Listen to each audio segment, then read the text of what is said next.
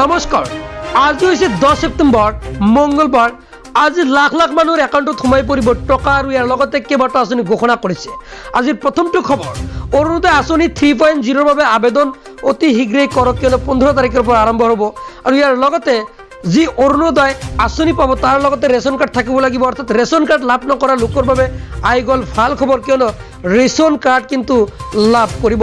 নতুনকৈ 20 লাখ পৰিয়ালক দিয়া হ'ব ৰেচন কাৰ্ড 15 সেপ্টেম্বৰৰ পৰা আৰম্ভ হ'ব আবেদন প্ৰক্ৰিয়া ৰেচন কাৰ্ড আৰু অৰুণোদয় একেলগে আৰম্ভ হ'ব জিলা ভিত্তিত বিতৰণ কৰা হ'ব এইসমূহ ৰেচন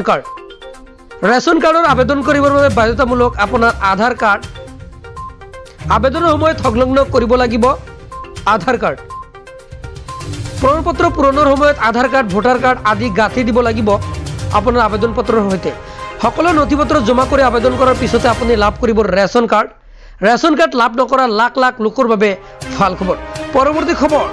হয় 19 লাখ প্ৰধানমন্ত্ৰী আৱাস যোজনাৰ ঘৰ কিন্তু অসমত দি দিব হয় অসমবাসী ৰাইজৰ বাবে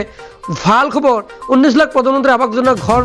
নিৰ্মাণ সম্পূৰ্ণ হোৱাৰ পাছত ভাৰত চৰকাৰে অসমলৈ পুনৰ আগবঢ়াইছে 1,71,593টা নতুন প্ৰধানমন্ত্ৰী আৱাস যোজনাৰ গৃহ অৰ্থাৎ ঘৰ হয় ধন্যবাদ মাননীয় প্ৰধানমন্ত্ৰী শ্ৰীযুত নৰেন্দ্ৰ মোদী ডাঙৰীয়া এই কথা মুখ্যমন্ত্ৰী হিমন্ত বিশ্ব শৰ্মাই ঘোষণা কৰিছে পৰৱৰ্তী খবৰ পেঞ্চন আৰু অৰুণোদয়ৰ দিন হয় আজি হৈছে 10 তাৰিখ হৈছে পেঞ্চন আৰু অৰুণোদয়ৰ দিন আজিৰ দিনটোতে লাখ লাখ মানুহৰ একাউণ্টত সোমাই পৰিব টকা আপুনি ষ্টেটাছ চেক কৰক কেনেকৈ ষ্টেটাছ চেক কৰিব লাগে মই ভিডিও ডেছক্ৰিপশ্যনত ভিডিওটো দি আছো সেই ভিডিওটো আপুনি চাই কিন্তু ষ্টেটাছ চেক কৰক কেনেকৈ আপুনি ষ্টেটাছ চেক কৰিব লাগিব আজি টকা কিন্তু ৰিলিজ কৰি দিছে অৰুণোদয় আঁচনি অৰুণোদয় 2.0 আঁচনি টকা ইন্দ্ৰামেৰী সাৰ্বজনীন বিধৱা পেঞ্চন আঁচনি টকা দীনদয়াল দিব্যাংজন সাহায্য আঁচনি টকা বৃদ্ধ আৰু বিধৱা পেঞ্চন আঁচনি টকা পঞ্চায়ত প্ৰতিনিধিসকলৰ টকা কিন্তু আজিৰ দিনটোতে সোমাই পৰিছে কিয়নো আজি হৈছে 10 তাৰিখ হৈছে পেঞ্চন আৰু অৰুণোদয়ৰ দিন আৰু প্ৰতি মাহৰ 10 তাৰিখে কিন্তু একাউণ্টত টকা সোমাই দিয়ে সেয়ে আপুনি এতিয়াই একাউণ্ট চেক কৰক পৰৱৰ্তী খবৰ অভিনন্দন আঁচনিৰ বাবে আহি গ'ল ভাল খবৰ যিসকল ছাত্ৰ ছাত্ৰীয়ে ঋণ ল'ব বিচাৰিছে অৰ্থাৎ বহিৰা ৰাজ্যত পঢ়িবলৈ তেওঁলোকক ঋণ প্ৰদান কৰিব অসমৰ মুখ্যমন্ত্ৰী হিমন্ত বিশ্ব শৰ্মা ছাৰে তাৰ বাবে আবেদন কৰিব লাগিব আৰু আবেদনৰ বাবে কিছুমান চৰ্ত দিয়া হৈছে আৰু আবেদন কৰিবলৈ আপুনি কিন্তু ভাৰতীয় নাগৰিক অৰ্থাৎ অসমৰ বাসিন্দা হ'ব লাগিব